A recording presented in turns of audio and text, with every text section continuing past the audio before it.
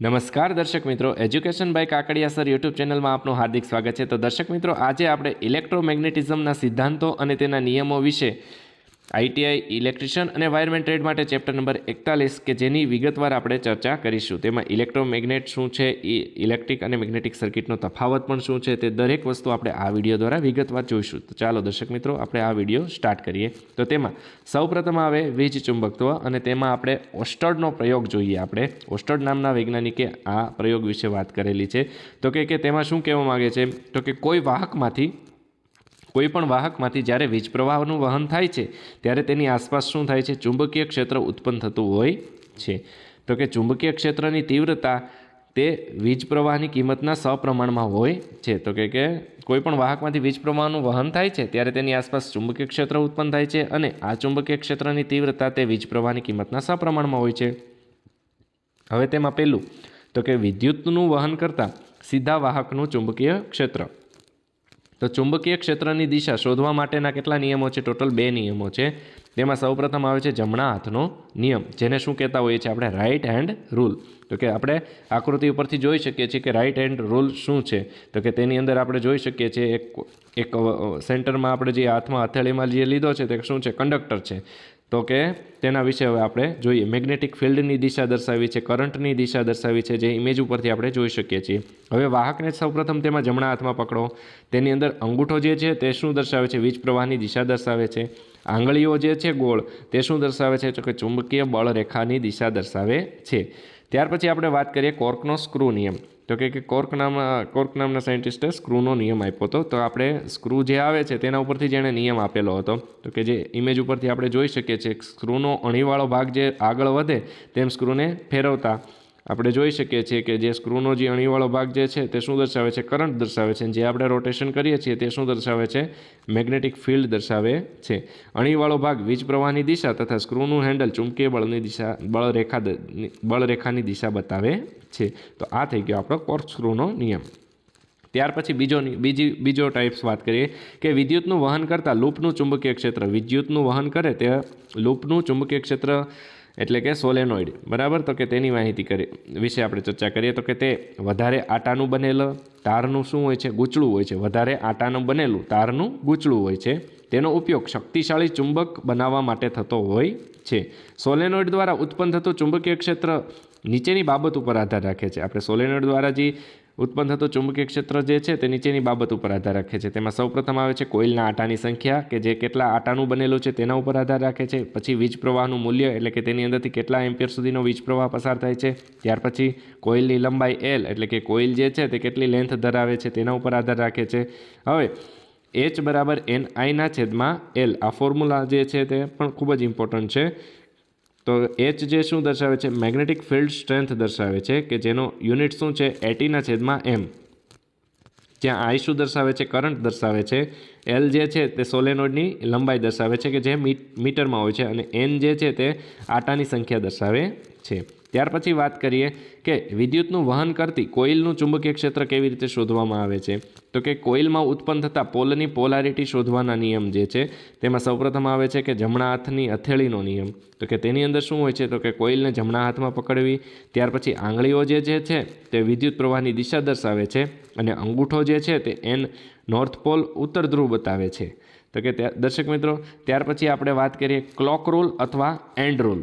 તો કે clock rule અથવા એન્ડ રૂલ। તો કે આની અંદર શું હોય છે? તો કે કોઇલના એક છેડાથી અવલોકન કરતાં જો કરંટની દિશા ઘડિયાળના કાંટાની દિશામાં એટલે કે ક્લોકવાઇઝ હોય તો તે છેડો S પોલ દક્ષિણ ધ્રુવ, અને વિરુદ્ધ દિશામાં હોય તો તે છેડો N પોલ એટલે કે ઉત્તર ધ્રુવ બનતું હોય છે।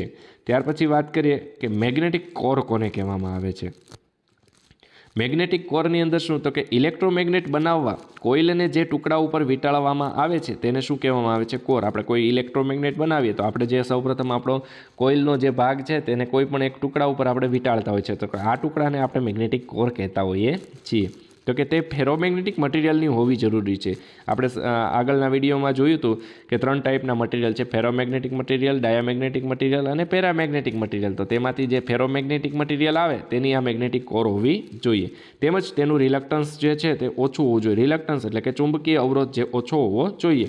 હવે મેગ્નેટિક કોર માટે સિલિકોન સ્ટીલ, પરમેલોય અને મ્યુ મેટલ પણ વપરાતું હોય છે. ત્યાર પછી આપણે ઇલેક્ટ્રોમેગ્નેટ જે છે તેનો ઉપયોગ વિશે ચર્ચા કરીએ તો કે મોટર જે છે, જનરેટર છે, પંખા છે વગેરેમાં ચુંબકીય ક્ષેત્ર ઉત્પન્ન કરવા માટે ઇલેક્ટ્રોમેગ્નેટનો ઉપયોગ થાય છે. ત્યાર પછી ટ્રાન્સફોર્મરમાં, વેલ્ડિંગ મશીનમાં પણ ઇલેક્ટ્રોમેગ્નેટ વપરાય છે. ત્યાર પછી સ્ટાર્ટરમાં નો વોલ્ટ કોઇલ જે આવતી હોય છે તેમાં ઓવરલોડ રિલે બનાવવામાં આનો ઉપયોગ થતો હોય છે. સ્ટાર્ટરની હોલ્ડિંગ કોઇલ અને રિલે બનાવવામાં તેનો ઉપયોગ થાય છે. ટ્યુબલાઇટ જે છે, મર્ક્યુરી લેમ્પ છે વગેરેના ચોક બનાવવા માટે પણ ઇલેક્ટ્રોમેગ્નેટ વપરાય છે. લેથ છે, ડ્રિલ મશીન છે વગેરેના મેગ્નેટિક ચોક બનાવવામાં પણ વપરાતું હોય છે. ક્રેનમાં લોખંડના ટુકડા કે કન્ટેનર ઉપાડવા માટે પણ ઇલેક્ટ્રોમેગ્નેટ વપરાય. સોલેનોઇડ બનાવવા માટે પણ વપરાય છે. ત્યાર પછી એનાલોગ અને ઇલેક્ટ્રોનિક મેઝરિંગ ઇન્સ્ટ્રુમેન્ટ બનાવવા માટે પણ ઇલેક્ટ્રોમેગ્નેટનો ઉપયોગ થતો હોય છે. ત્યાર પછી ઇલેક્ટ્રિક સ્વિચ ગિયર જેમ કે સર્કિટ બ્રેકરમાં પણ તે વપરાય છે. બેલ છે, બઝર છે વગેરેની બનાવટમાં પણ ઇલેક્ટ્રોમેગ્નેટનો ઉપયોગ થતો હોય છે.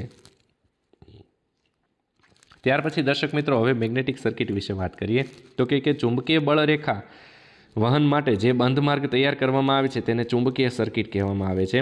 હવે ચુંબકીય સર્કિટ મુખ્યત્વે 3 રાશિઓ હોય છે તેમાં પહેલું આવે છે MMF એટલે કે મેગ્નેટોમોટિવ ફોર્સ. ત્યાર પછી આવે છે 5 જેને મેગ્નેટિક ફ્લક્સ કહેવામાં આવે છે. ત્યાર પછી આવે છે S એટલે કે રિલક્ટન્સ કે જેને શું કહેવામાં આવે છે, ચુંબકીય અવરોધ કહેવામાં આવે છે. ત્યાર પછી ઇલેક્ટ્રિક સર્કિટની મૂળ 3 રાશિ કઈ હતી તો કે તેની અંદર આવતું હતું EMF અથવા V તો ઇલેક્ટ્રોમોટિવ ફોર્સ અથવા વોલ્ટેજ. ત્યાર પછી આવે છે I એટલે કે વીજ પ્રવાહ અને ત્યાર પછી આવે છે R એટલે કે વીજ અવરોધ. હવે આપણે MMF વિશે ચર્ચા કરીશું. MMFને શું કહેવામાં આવે છે, મેગ્નેટોમોટિવ ફોર્સ.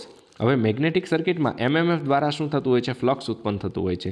તે કોઇલના આટાની સંખ્યા અને કરંટના ગુણાકારથી માપવામાં આવતું હોય છે. તેનો SI એકમ શું છે, AT એટલે કે એમ્પિયર ટર્ન્સ છે. MMF જે છે તેને કેના વડે દર્શાવવામાં આવે છે, NI વડે, N ગુણ્યા I. N જ્યાં શું દર્શાવે છે, કોઇલના આટાની સંખ્યા અને I શું દર્શાવે છે, કોઇલનો વીજ પ્રવાહ. હવે એક્ઝામ્પલ લઈએ કે જો કોઈ કોઇલ જે છે 50 આટાવાળી કોઇલમાં 2 એમ્પિયરનો વીજ પ્રવાહ પસાર થાય તો તે કોઇલનું MMF શોધવાનું કહે તો કઈ રીતે શોધી શકીએ તો કે MMF બરાબર NI સૂત્ર મૂકીએ એટલે MMF બરાબર 50 આટા છે અને 2 વીજ પ્રવાહ છે તો 50 ગુણ્યા 2 એટલે કે 100 AT જેટલો વીજ પ્રવાહ પસાર થતો હોય છે. આ થઈ ગયું MMF. ત્યાર પછી વાત કરીએ આપણે મેગ્નેટિક ફ્લક્સ વિશે. મેગ્નેટિક ફ્લક્સમાં શું છે તો કે ચુંબકીય બળરેખાઓની સંખ્યાને ચુંબકીય ફ્લક્સ કહે છે. તેનો SI એકમ વેબર છે. 1 વેબર બરાબર 10⁸ મેક્સવેલ છે. 5 બરાબર NI/S છે. 5 બરાબર બીજું ફોર્મ્યુલા છે B × A. ત્યાર પછી રિલક્ટન્સની વાત કરીએ. રિલક્ટન્સ જે છે તેને S વડે દર્શાવવામાં આવે છે. ચુંબકીય પદાર્થનો એવો ગુણ કે જે પોતાનામાં ચુંબકીય બળરેખાઓ ઉત્પન્ન થવા દેવાનો વિરોધ કરે છે. ત્યાર પછી તેનો એકમ જે છે રિલક્ટન્સનો એકમ એમ્પિયર ટર્ન પ્રતિ વેબર છે. ત્યાર પછી એનું ફોર્મ્યુલા છે S બરાબર MMF/ફ્લક્સ એટલે કે F/5.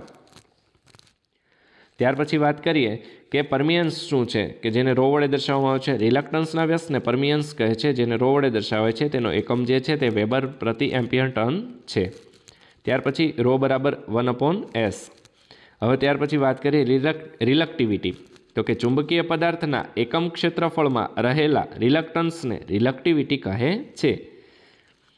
તો દર્શક મિત્રો ત્યાર પછી આપણે વાત કરીએ પરમિએબિલિટી ન્યૂ વિશે. તો કે પરમિએબિલિટી શું છે તો કે પદાર્થના પોતાનામાં ફ્લક્સ ઉત્પન્ન થવા દેવાના ગુણને શું કહે છે, પરમિએબિલિટી કહે છે. જેને B બરાબર ન્યૂ ઇન્ટુ H, જ્યાં B બરાબર ન્યૂ0 into mu R into H, જ્યાં B ફ્લક્સ ડેન્સિટી દર્શાવે છે અને ન્યૂ બરાબર શું થશે, ન્યૂ0 ઇન્ટુ ન્યૂ R છે. ન્યૂ Rને કોઈ ચોક્કસ એકમ હોતો નથી. ન્યૂ0 જે છે તે હવાની પરમિએબિલિટી છે અને ન્યૂ R જે છે તે સાપેક્ષ પરમિએબિલિટી છે. ત્યાર પછી વાત કરીએ મેગ્નેટિક હિસ્ટેરિસિસ. મેગ્નેટિક હિસ્ટેરિસિસ યાદ રાખવા જેવું છે કે જે પદાર્થનો હિસ્ટેરિસિસ ગ્રાફ જાડો કે મોટો તે પદાર્થમાંથી પરમનન્ટ મેગ્નેટ બનાવી શકાય છે. ત્યાર પછી તેનો હિસ્ટેરિસિસ લોસ પણ કેવો હોય છે, ખૂબ જ વધારે હોય છે. ઉદાહરણ તરીકે એલ્નિકો અલોય અને નિયોડિયમ અલોય. હવે જે પદાર્થનો હિસ્ટેરિસિસ ગ્રાફ પાતળો કે નાનો તેનો હિસ્ટેરિસિસ લોસ કેવો હોય છે, ઓછો હોય છે. દાખલા તરીકે ટ્રાન્સફોર્મર છે, મોટર છે વગેરેની કોરમાં લોસ ઘટાડવા માટે આવા ગ્રાફવાળા પદાર્થ વપરાય છે જેમ કે સિલિકોન સ્ટીલ. આપણે આકૃતિ ઉપરથી હિસ્ટેરિસિસ કર્વ જે છે તે જોઈ શકતા હોઈએ છીએ. ત્યાર પછી વાત કરીએ કે હિસ્ટેરિસિસ લોસ શું છે તો કે ઇલેક્ટ્રોમેગ્નેટને એસી સપ્લાય આપીને મેગ્નેટાઇઝ એટલે કે ડીમેગ્નેટાઇઝ કરવામાં જે લોસ થાય છે તેને હિસ્ટેરિસિસ લોસ કહે છે. તેને શોધવા માટેનું ફોર્મ્યુલા છે કે PH બરાબર N × B maximum raise to 1.6 ગુણ્યા F ગુણ્યા V ઇન્ટુ આનો યુનિટ શું છે, જૂલ. તો કે એન જે શું દર્શાવે છે? સ્ટાઇમેન્સ કોન્સ્ટન્ટ દર્શાવે છે. બી શું છે? ફ્લક્સ ડેન્સિટી છે. એફ છે સપ્લાય ફ્રીક્વન્સી છે. વી શું છે? Volume of material. તો કે હિસ્ટેરેસિસ લોસ એ સૂત્ર પ્રમાણે અચળાંક, ફ્લક્સ, ઘનતા, ફ્રીક્વન્સી અને ઘનફળના શું હોય છે? સપ્રમાણમાં હોય છે. તેથી લોસ ઓછો કરવા માટે મશીનમાં ઓછા હિસ્ટેરેસિસ અચળાંકવાળા મટીરિયલનો ઉપયોગ કરવામાં આવતો હોય છે. અને ઉદાહરણ તરીકે સિલિકોન સ્ટીલ. હવે દર્શક મિત્રો, આપણે મેગ્નેટિક સર્કિટ ભણ્યા અને ઇલેક્ટ્રિક સર્કિટ ભણ્યા છીએ. તો કે આ બે વચ્ચેનો તફાવત આપણે વિગતવાર ચર્ચા કરીએ. તો મેગ્નેટિક સર્કિટની અંદર શું હોય છે? ફ્લક્સ ઉત્પન્ન કરવા એમએમએફની જરૂર પડે છે, જ્યારે ઇલેક્ટ્રિક સર્કિટની અંદર કરંટ ઉત્પન્ન કરવા વોલ્ટેજની જરૂર પડે છે. આનો એકમ શું છે? એમ્પિયર ટર્ન છે મેગ્નેટિક સર્કિટનો, જ્યારે આનો એકમ શું છે? વોલ્ટ છે. હવે ફ્લક્સનો એકમ શું છે? વેબર છે. આમાં વીજ પ્રવાહનો એકમ શું છે? એમ્પિયર છે. ફ્લક્સ ઉત્પન્ન થવાનો વિરોધ કરનાર રિલક્ટન્સ છે. આની અંદર શું છે? ઇલેક્ટ્રિક સર્કિટમાં ચોથું કરંટ ઉત્પન્ન થવાનો વિરોધ કરનાર રેઝિસ્ટન્સ છે. પાંચમું પરમિયન્સ બરાબર શું થશે? 1/માં રિલક્ટન્સ. આ બાજુ કન્ડક્ટન્સ બરાબર શું થશે? 1/માં રેઝિસ્ટન્સ. ત્યાર પછી છઠ્ઠું પરમિએબિલિટી બરાબર શું થશે? 1/માં રિલક્ટિવિટી. આ બાજુ કન્ડક્ટિવિટી બરાબર શું થશે? 1/માં રેઝિસ્ટિવિટી. ત્યાર પછી સાતમું, અમુક પદાર્થમાં એમએમએફ હટાવ્યા પછી થોડો ફ્લક્સ બાકી રહી જાય છે. આ બાજુ સાતમું જોઈએ ઇલેક્ટ્રિક સર્કિટમાં, તો કે વીજ ચાલક બળ હટાવ્યા પછી વીજ પ્રવાહ શું થઈ જતો હોય છે? શૂન્ય થઈ જતો હોય છે. તો દર્શક મિત્રો, આપને અમારો આ વિડીયો પસંદ આવે તો અમારી આ ચેનલને લાઇક, સબસ્ક્રાઈબ અને શેર કરવા વિનંતી.